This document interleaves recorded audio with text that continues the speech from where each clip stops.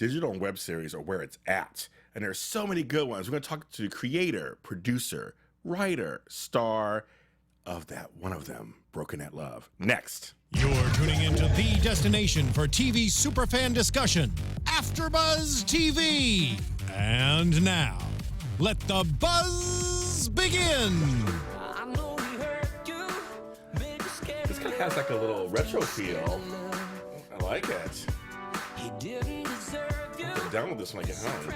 Hello and welcome to Creators and Showrunners Show here on AfterBuzzTV.com and AfterBuzz TV. I am your host, James Lott Jr. I'm going to guide you through one of the shows that we're going to actually talk about and talk to the person who actually showruns it and created it. So I've interviewed this guest before on another show here on AfterBuzz TV, The Spotlight On. We had a great time. We totally hit it off. And she actually said if I went to New York with her and showed her around, she'd actually write me a little part on the show. But then my life got in the way. But we kept in touch. We brought her back. She is done filming season 3 of the series.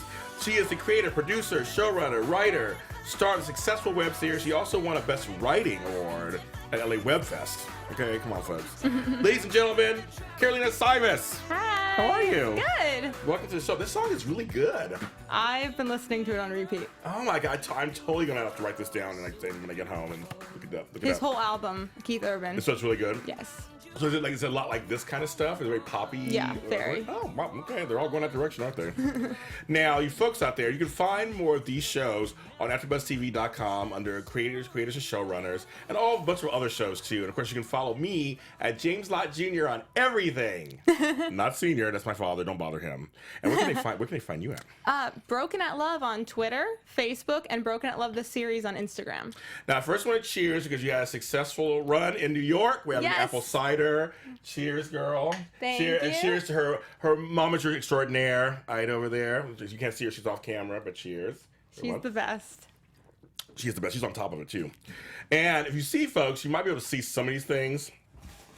They're cookies. Oh my God! Can you describe like where these are from and why and how? Yes, this is a great brand. It's a local brand from Venice Beach, and it's called Cookies Hell Yeah. I love it. And it's a fellow USC alum, and I met her through Twitter actually, and she baked us tons of these for our filming. Wow. So yeah, we have tons of products in the show, and yes, she's one of them. And yeah, she caters to allergy-friendly needs as well, like and that. regular cookies with all the folks, dairy. And I wish I could share this with you because these all look good, especially this peanut butter smash one. And what she had in her hand, they just all look good. But thank you to her at Cookies Hell Yeah. Thank you so much, and I hope the AfterBuzz staff enjoys it. Yes, we're gonna make sure everybody's gonna eat them. Trust me, I gotta make sure my man gets some too. He'll be happy. All right, so okay, let's talk. Okay, so when I saw you before, it was you had finished season 2, and we were talking about getting ready for season 3. Yeah. But so before we even get into that, I should just for folks who didn't see our interview, briefly tell us what Broken at Love is. Sure, Broken at Love is a kind of autobiographical web series. Semi-autobiographical. I didn't know. About my journey through heartbreak, pretty much. Yeah. And season 3 picks up with how you mend a broken heart. So it's what happens if your celebrity crush becomes a reality and you meet him, and things go wrong. So yeah. We talked about that last time, so I'm not sorry laughing. I remember that conversation we had last time. But I always think, with people out there, would you want to meet your celebrity crush? And if you did, oh my God. And he fell for you, and yeah. that's what the show really tackles. And oh my God. I don't know, I still would think I would still want to meet any crush I had, so. What are some crushes you have right now? I don't know. Okay. None I can share. Okay, then she can share it now. She'll tell me afterwards. Like, she has a few of them out there. Because it's just an interesting thing. Even if you don't have a crush, like if you meet somebody, you're like thinking, what if they're mean or what if they're not so nice? Oh my gosh, that's me all the time. Too. Oh, all the time. I assume the worst until proven otherwise. Yeah, me too. It's funny. I just saw our president of our company, Miriam Anunas, was here. You just missed her. I love her to death. She's super nice. When I first met her, I wasn't sure. But she's been around for a long time. She gave me a huge hug. So it's the opposite. So now whenever I see her, she gives me a big hug. I like that. So you just never know. Because this series has been on since 2011, correct? We started filming in 2011. That was like our first run at it. 2012 was when we really picked up steam, and we started airing in August of 2012. So now, we talked about this a little bit on the last show, but as a creator of this, back then, there wasn't too many web or digital series out, were there? No. Yeah, we talked about that last time. There really wasn't. There was not. Web series festivals were very minimal. There was very little. There was very little rules, too. Nobody really had a standard for how they should look, how long they should be, where you should put them. That was, like, the biggest question mark. You know, was YouTube meant for web shows? You know, like, is that good enough of a space? Back then, there was also, I think, different channels designated that some don't even exist anymore. It was a crazy guessing game. Yeah, because I guess back then it would have been like just you create a website, you probably just show the series on that, right? But where you download. I went with YouTube just because I knew YouTube wasn't going to go anywhere. You were smart. I know, because I would have been really disappointed had I put it somewhere where the views disappeared. Well, that's very smart as a creator, because I mean, YouTube's only been around a long time. It's been around for a little while, but not like 10, 20 years yet or anything. I don't think. I don't know, it's been around 10 years maybe. Well, now, like a lot of people creating content on YouTube, even if it's not web shows, are creating longer form content. And back then, putting a 10-minute show seemed like a lot. Oh my God. So that's so interesting. We're going to actually show the trailer for season 3 in a little bit.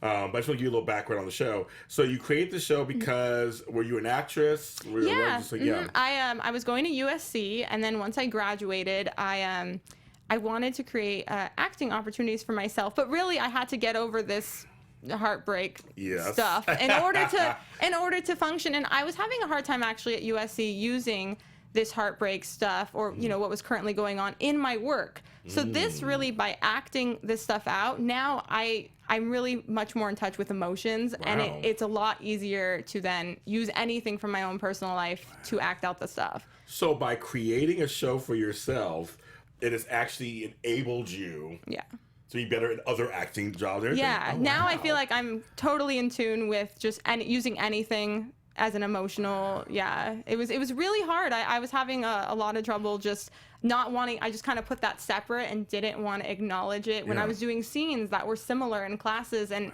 now it's like I can tap into any of that stuff, no problem. That's really interesting.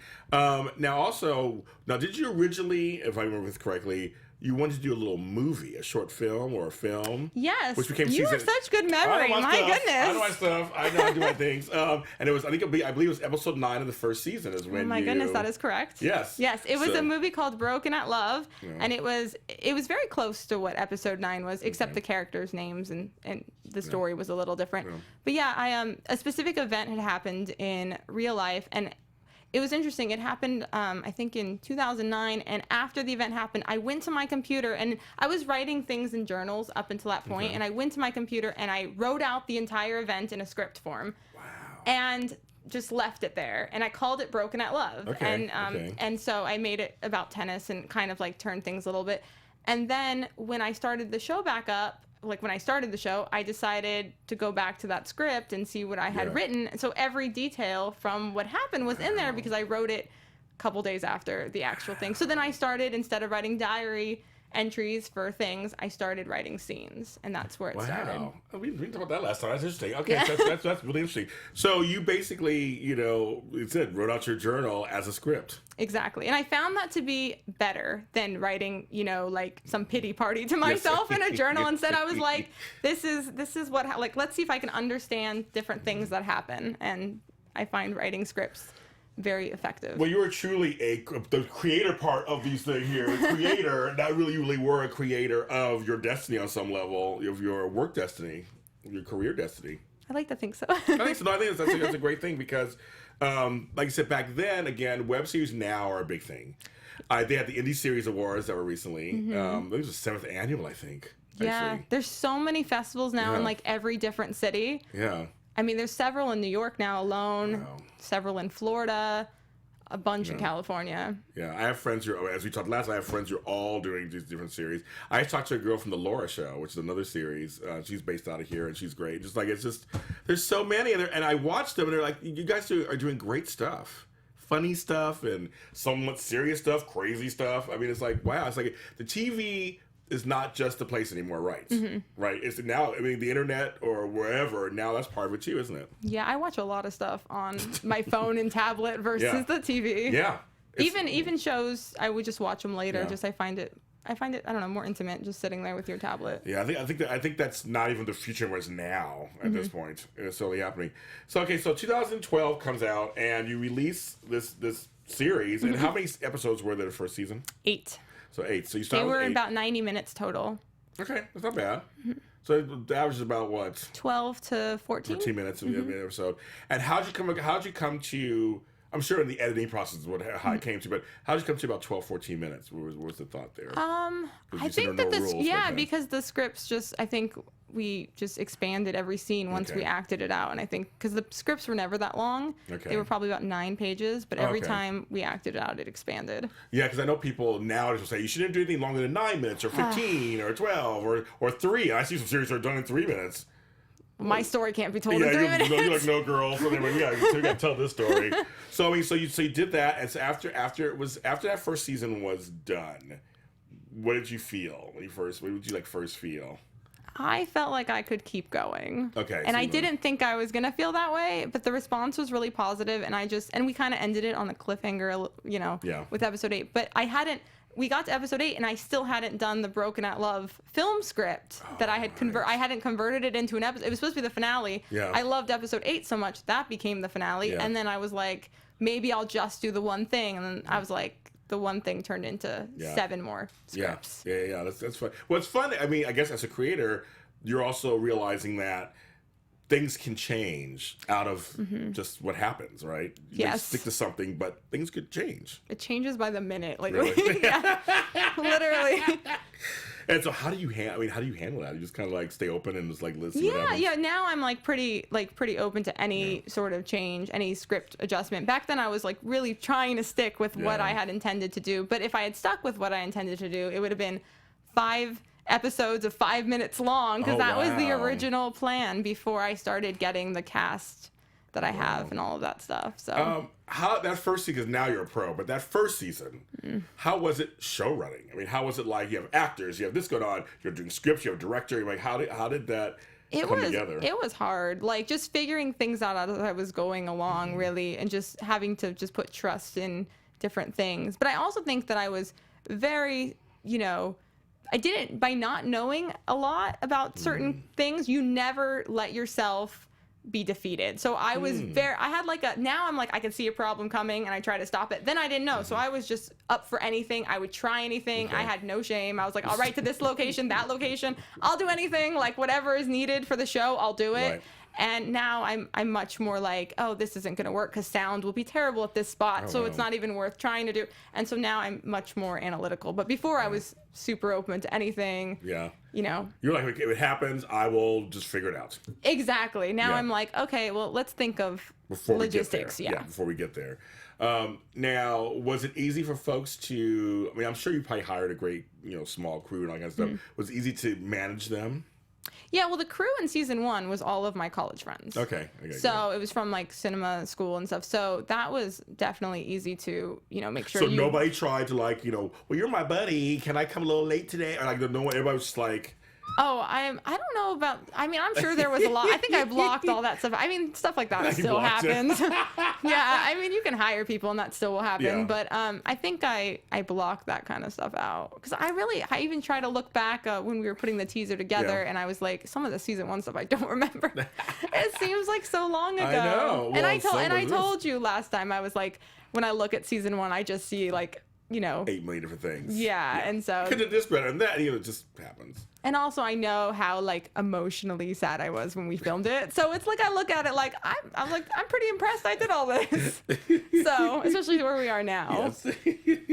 and you went out and you did find you found your college friends. So were your college friends also the director? I was the director. So you were the director for. But we had some guest directors, and I tried to have there be a lot of guest directors, but that became way too hard to juggle. Okay. Mainly for scheduling. Yeah, it's easy if I do it because I know I have to be there. Yeah. So we ended up having just the finales had special guest directors, and I really like doing that because it makes the last shoot more exciting. Or in season 1's case, it was our first shoot. Yeah, first shoot. Yeah. So yeah, but the 2 finales I really love. I love them especially because of the guest director element. And also give you one less hat to wear. Oh my gosh, yes. Because here's the thing. So you must be. I mean, because I run my show, so I know how to put together the schedule and the call sheets and all that kind of stuff, and try to keep it going. So you must be the first person on set and the last one to leave, probably, aren't you? I'm not the first person on set because usually I'm getting hair and makeup done. Okay. So I'm probably like I usually lie on my call time by a half an hour, and so everyone, the New York crew didn't know that. So I lie by a half an hour, and I know when I'm gonna get there just because I know people will be late if I don't lie. So. That's very smart. See, she's troubleshooting already before. Because I think ahead now. Yeah, I think ahead. I like that. But you're there. But then once you're there, I guess then you really are on because you have like 4 or 5 different hats you're wearing there. I don't like. I mean, I'm happy if I even take a meal break or a snack break. Sure. I'm like, I'll just do it when it's over. Yeah. So. Because you are a person it is your script. Yeah. So, do you allow for ad-libbing at all or anything? I allow for improv and ad-libbing because I have really legit actors. Yeah. And in New York, some of their lines that they come up with are so good that I'm like, you can't just, if there's certain lines that can't change, you can add lines, just don't take any away. Got it. Okay. We're going to talk about New York, but first let's show a teaser. Because seasons 1 and 2 are here in Los Angeles. And now this is an exclusive. We're showing you a teaser trailer for season 3 of Broken at Love. Go. I always wanted that incredible love story.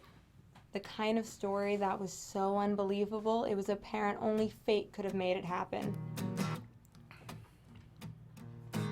On and on, thinking about the way you stained my heart. Used to love it to be But while trying so hard to make my own incredible love story, I got a badly bruised and broken heart, and my very own series, Broken at Love. Ooh, we're playing hide and seek. Things are never really what they seem. Feel your poison flowing over me. On and on and on and on. But is making a show about a guy who's never going to see it just a waste of time? That's just the way it goes. While you're hiding, I'm here dying. Sometimes. And is recreating people, places, and things for art really the healthiest way to cope? They're treating him like a piece of meat. This is your set. You brought on this guest director. You should be directing this yourself. Is that X? So good. Oh, I have to show you my daughter. We think it's it. We're crazy. We think this is the one. This person we just cannot live without. We start to lose grasp on the world around us, but here's the thing. That's not the one. It's the third love. The third love is the one. Hi. So, It's just like so pretty. oh, thank God, you. so pretty. So he's like an artist. So he's poor. Well, I mean, I'm sure he's okay. What is it? Like, I'm sure he's doing fine.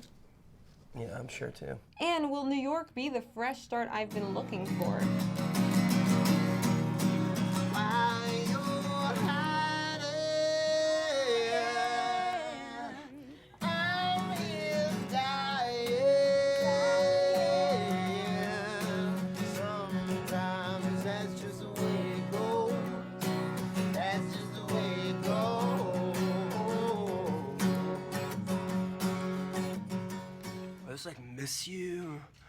I love you. And I miss y'all. How do you really mend a broken heart? Sometimes that's So good. Yeah, I love it. So good. And you got Constantly Marullis in there. And who's that singing? It's Keaton Simons. Good song. Good song. It's his new single. He's got a lot of great songs. So look him up, folks. Go on Yes. YouTube and stuff. Find him. That's really cute. So, I mean, as I told you before, it has a whole different look. Yeah. So I've watched the first 2 seasons. And seeing this one, it has a different feel and look to it, just to the trailer. I don't know if that was intentional or just I was inspired when I was there. I told you that earlier. It was just like the mood there was so different, and like my mood there was so different that I just think it kind of translated into a more positive-ish spin to the season. Folks, it was her first time in New York. Well, it was second trip ever. Second trip ever. But your first time really there, immersed Filming. filming and immersed. So, and like I said, I talked to her before, and people know that I am a fan from New York, and I know New York back inside and out. So, what was your first real impressions once you got there? I already know because we had talked, right? But how did you feel when you got there? And you're like, okay, I'm here for how long I'm going to be here for filming this. What did it feel like? Was there for 2 weeks. Yeah. And the minute I stepped out of JFK, it was the most amazing. It was exciting. We got there at like midnight. Yeah. And I just couldn't wait. I think the first day I was there, I had to run a lot of errands. I think I walked like 13 miles in one day. And I was like, I'm ready. I'm ready to go. And we started shooting right away. We had everyone had really crazy schedules. So I had one day prep in town before we started filming. We filmed several days in a row until I got a break. Yeah. And I enjoyed every minute of it. How would you describe New York to people in your eye, for your perspective, the 2 weeks you were there? It's got so much energy, and you feel like you can do anything. And I feel like just coming here, it took like an hour and a half in traffic. And I was like, if this was New York, I could just take a cab or walk and I'd be here in less time. So yeah, I mean, there's the pace. I love the pacing of it, especially because we were shooting a lot in a day, and everyone understood that fast pace is the nature of not only the show, but the place you're in. And we could venture a little more too, and I really liked the energy of it. It's my magic city, and I think I told you this before. I just think New York City, all the boroughs have their own personalities. You were in Brooklyn, weren't you? That was more. I want to go back and film there. That was more just for fun. Yes, for fun. But you liked Brooklyn, didn't you? For the little bits you saw. I did. I like the views and the water, and like just. Yeah. I went and saw A Streetcar Named Desire and a theater in Dumbo. Oh, good. It was amazing. Oh, wow. And the theater was amazing. Where you were like surrounding the theater was I love the whole thing. Hi, Granny. My granny's there. She's there. I love it. Okay, so I said, for me it seemed like a different feel because LA is very distinctive. New York is very distinctive. You said you weren't sure that was gonna happen, but it did influence you, obviously. How did you find, because you're here, how did you find, as the creator and producer, where to film in New York? Pretty much just asking others, and then when I was there the first time, a year and a half ago, I didn't even know if I was going to make another season or have a show or anything, and I was just looking around, and I had some ideas.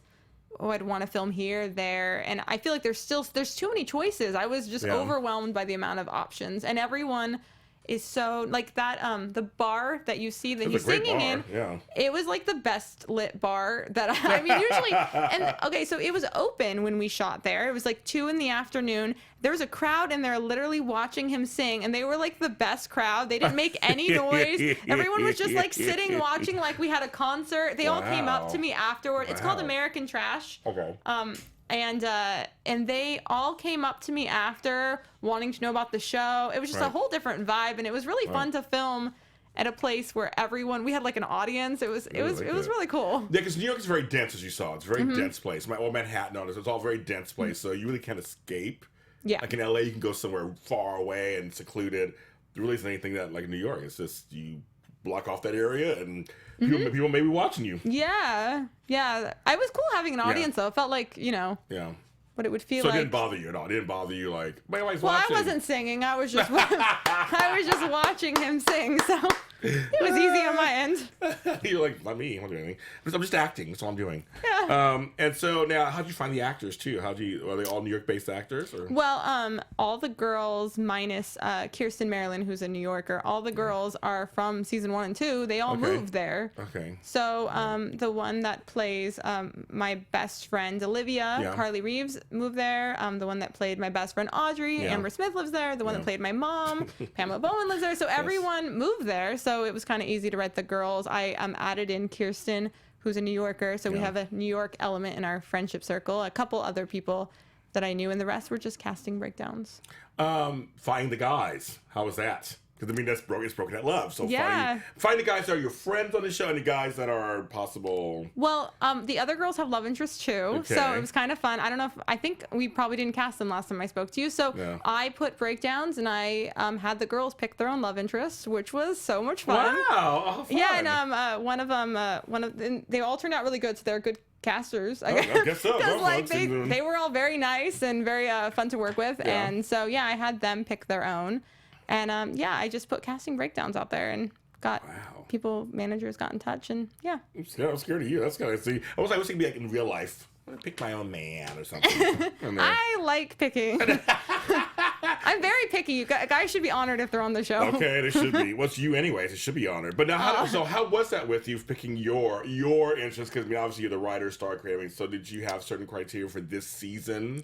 I've been doing this for a while Yeah. now. I've been picking love interest since like 2009 when I've been making projects. Yeah. No, it just, you always hope that they'll be good people to work with and they'll be nice and obviously like very attractive is important. Yes. Also, very much. I really this time went for resumes and really wanted people who I could learn from and that are definitely Ooh, more experienced okay, than I am, okay. and I think all the guys are. And Oh, so wow. I felt like I was not only learning but also just enjoying my time working with them. That's very smart. It's like you don't have any ego in that. You're just like Oh, I no. want to be a sponge and learn from Oh everybody. yes, always. So, I'm a always. star. You're like, no, you're like, I want to learn from everybody. We work together as a company, right? Exactly. That's fun. How did you get Constantine Maroulis on there? I mean, if folks know, ex-American Idol. He was on Bold and Beautiful. I mean, it's like, how did you, Broadway. Was he Rock of Ages, I guess? That's one of Yeah. the things he did there. How did you get him?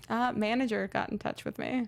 Okay. And so I've been trying to. He plays my best friend's half brother, so Olivia's half brother Adam, and I have been wanting Olivia to have a brother since season 2, and I had no idea for like what her brother would do. Okay. And we kind of talked about this last time. Yeah. I had an experience last winter when I was filming in LA. That was a terrible experience. A terrible guy, a Yes. horrible experience. Not to say that his character is necessarily completely right. like goes in that direction, but like I had like this horrible experience that then led to me thinking this would be great to put on her brother. Yes.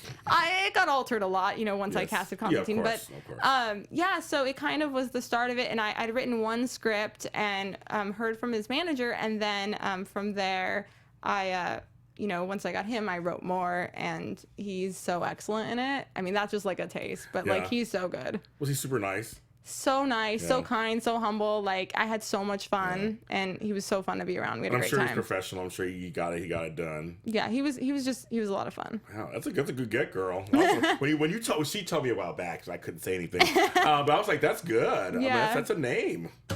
He adds a lot to the show, and he's yeah. a great person in general. Good.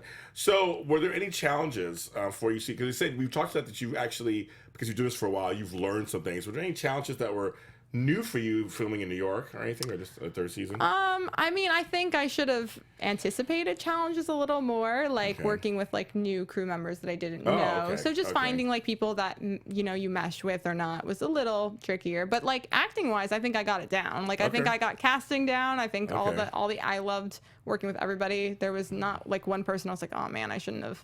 Yeah. I didn't have any of those moments, and I've Yeah. had a lot of those moments here. So, yeah, I think I've gotten a lot of things down. It's just, I think I was a little maybe too excited about everything. That I was in a little bit of a bubble. Yeah, you were saying that. It's like, it's a great city and everything. It's like, oh my God, I love it being here, but it's broken at love. Yeah, gotta be sad. yeah. Well, I mean, not only am I, not supposed to be so excited all the time, but it was Yes. just, it was hard to focus when we were like, having fun outside of filming too. Oh my God, it's so funny.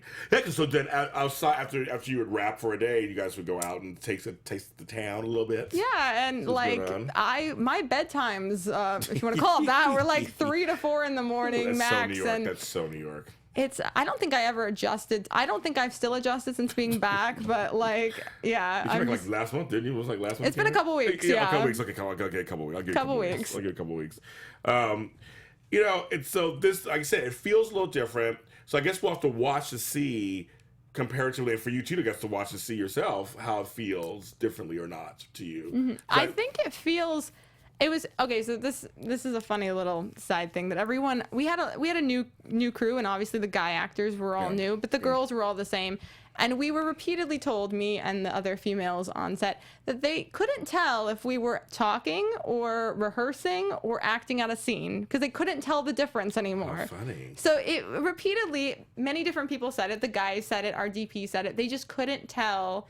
Like when Carly and I, who plays my best friend, were talking, they're like, are you rehearsing or are you talking? And and it happened, and sometimes it was a little bit of both, and it happened all the time those first 3 days. Like everyone was like, I can't tell. And so so that made me realize that the show is now, you know, coming into its own, like in my present life now, because before it was like I was really recreating stuff that was old, you know, that had happened a long time. So now it's really, I think New York really made everything more present. And so now that's why I think the tone is different, because I am not a sad, depressed, you know, heartbroken girl anymore. So I think that the show is taking on that vibe because it's taking on more of me now. And I think New York kind of allowed that. That's good. New York allows that for everything, I think. I love that. So you are Brown Eyed Girl Productions. I love that name. I can give my mom credit for that. Yeah, it's a great name. It's a great name. You know, third season coming up. Do you know when you're going to release it yet? I would definitely. Well, I am gonna film more because I've been inspired to finish and film a few other things. So there's more ahead. I'm thinking it won't be any sooner than once the summer's up. Okay. Just because I don't think now, you know how we say about web series rules. Well, I get told a lot that filming and releasing things in the summer is not great. I heard that too. Also. So I was like, I'll release the teaser now because technically it's not summer. And then, I heard that like end of summer, fall is always the best time. We've done that for the first 2 seasons. So I'm probably aiming to go back that way. Plus, you'll be in time for festivals and all that fun stuff too. So much to figure out now. I know. God. So you create work for yourself. You create work for yourself. Right? Exactly. That's where I am. I love it. What is one of the things that you really enjoy being the creator, producer, one of the producers of this series? What are one of the things about that? Because there's the acting and all that, but what do you like about producing this kind of stuff? Well, I like in general just getting to pick the actors that I work with, because I think I've said this to others in the past, and I feel like it's like getting to set up an acting class and you get to pick your scene partners, and you're picking like the most, you know, amazing group of people who you can work with, and it's just, again, you get to pick love interest, which is fun. You get to pick people, you get to pick your family, and it's just like, I feel like I'm just getting to play versus, you know, doing anything super serious at times. And I think that's been the best part about being in control of the show, is that I get to choose those things. And a lot of times, especially with season 3, aside from the girls who I let pick their guys, I really owned who we were gonna have. So it's like I ask people. I didn't ask anyone's opinions when it came to you know, anyone really directly involved with me. I was like, I saw it, and then if my instinct was go with this, I went with it. And that's Now, most of the time you did that, was it pretty good, you think, when you look back on it? For this so far. Well, for the season, it was. Good. I don't have any complaints. Good for you. Now, someone wanted me to say something to you. They wrote this online. I like how I thought it was going to be like some guy from the past. He's like, don't write about me. Oh my God, it's your first boyfriend. No, no, so this person's name is Rick Stokely. I think I was saying it correctly. It was on YouTube. Said, hope your third season finds a bigger audience. And you and Justice Woman, creator, singer, actress Vanessa Verduga should create a comedy show together. So I don't know if you know who she is or heard of her, but I was told to pass it on to you. Okay. He's one of our biggest fans. He's so sweet. See, something nice. I wasn't doing it. I was going to ambush you. I thought you were. You're my buddy. I was like, I thought this was going to be one of those shows. No. But he said that I thought it was very interesting that when we did our first interview together, that someone commented that you'd be with, work with someone else on collaborate. Yeah, I've tried that on many occasions and they've never worked. Well, some collaborations are hard, aren't they? It's hard, I think, when it comes to writing. Like I tried collaborating maybe twice so far, and both times led me back to making Broken Love season 3 instead. Wow. And so I think I'm glad that those collaborations didn't work. Yeah. I mean, we didn't get that far. It was mainly just like I maybe wrote a script one time with someone and then talked about it with another. Okay. But it's like it led me, and it's funny because the script I wrote kind of led me back to realizing I should do Broken at Love instead. Well, it's funny. I've interviewed duos, and it's funny. They always say it's like a relationship. To find someone to work with, to write with, incorporating their different writing styles and see if it still meshes together. It's not easy. Well, I have my mom mostly for that, and I also I have a coach that I had when from ninth grade. He was my public speaking coach, and he also is another one that's encouraging my writing. So I have the two of them as kind of my backboard for like ideas and things, and I feel like I have two people I can trust when it comes to decisions. And then aside from that, I try to tune everything else out. So I kind of feel like I am collaborating, but I come up with the, I present the ideas, and then I have the support or. Well, one of the reasons why I have you on my shows and people like you, because I want to show people that women are not just sitting behind the desk and just waiting for an audition to happen. You're like the 6th or 7th woman that I've interviewed that is running her own web series. Like, it's not just guys. I mean, chicks are doing it too. And I think it's very important that we should know that you guys are just sitting around going, well, I'm waiting for the next audition to come and waiting for somebody to pick me out of the lineup, that you're actually creating the lineup. It's incredible. Thank you. Good for you. Thank you. So why should folks watch Broken at Love Season 3? Why should they watch it? Well, I think all the cute boys in the trailer is one reason. Well, that's my answer to everything. Well, cheers to that. I'm like, okay, well, I just think that it has a different. I just think the whole concept of season 3 is how you get over heartbreak, and it's interesting as filming it. It seems like it's pretty easy. The whole tone, I'm telling you, it's like we're just like.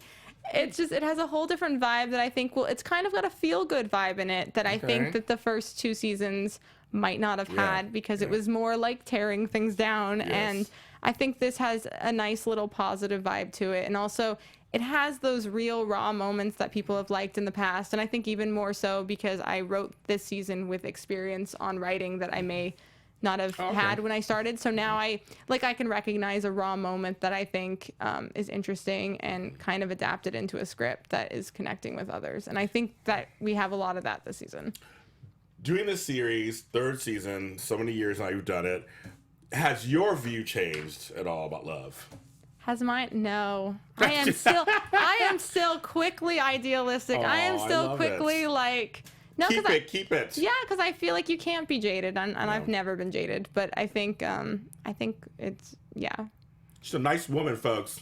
Nice. So come on, go on YouTube. Tell me if you like her. Pass her on if you're a good person.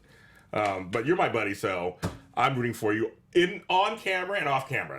We're doing both. So thank you for coming on the show. Thank you for having me. This went by fast again. I know, because they go by fast. That's what happens. We get along. You and I get along so well. They go by so fast. You still owe me a Brooklyn tour, though. I do. No, we're gonna do it. I'm saying it on camera. We're gonna do it. We're gonna match up and do it.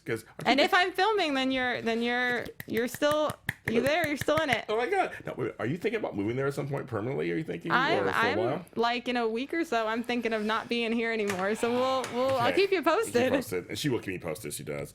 Tell the folks on that camera where they can find you, the series, and online. Well, subscribe to us at youtube.com/brokenatlove, and you'll get everything before everyone else if you subscribe. And I'm on Twitter at twitter.com/brokenatlove and facebook.com/brokenatlove. You can see all of our New York photos. Ooh, so there's a lot of behind the scenes stuff. And instagram.com/brokenatlove the series. We've got tons of stuff on there. And I don't know if I'm missing an account. I think, well, do you do anything on Instagram? Did you say Instagram? Just Broken at Love the series, I don't really do personal stuff, so I just have to show everything. Yeah. Folks, I'm also going to put her stuff on my pages too as it comes along too, so that people can see it there too. And one thing, the folks who are watching and commenting in the chat room, we have those who were watching live, and one person, Variety D, was like, I'm going to see what's going on. This is really interesting. Oh, thank you. And they stayed tuned. So maybe someone new didn't know about your series. I hope so. Well, now tune in. That's right, tune in. And this is another Creators and Showrunners here on AfterBuzzTV.com. I am James Lott Jr. You can follow me at James Lott Jr. on everything in the world, and I will see you next time.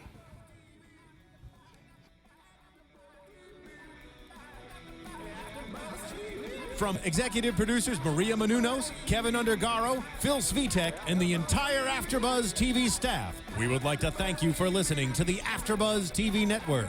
To watch or listen to other after shows and post comments or questions, be sure to visit AfterBuzzTV.com. I'm Sir Richard Wentworth, and this has been a presentation of AfterBuzz TV. The views expressed herein are those of the hosts only and do not necessarily reflect the views of AfterBuzz TV or its owners or principals.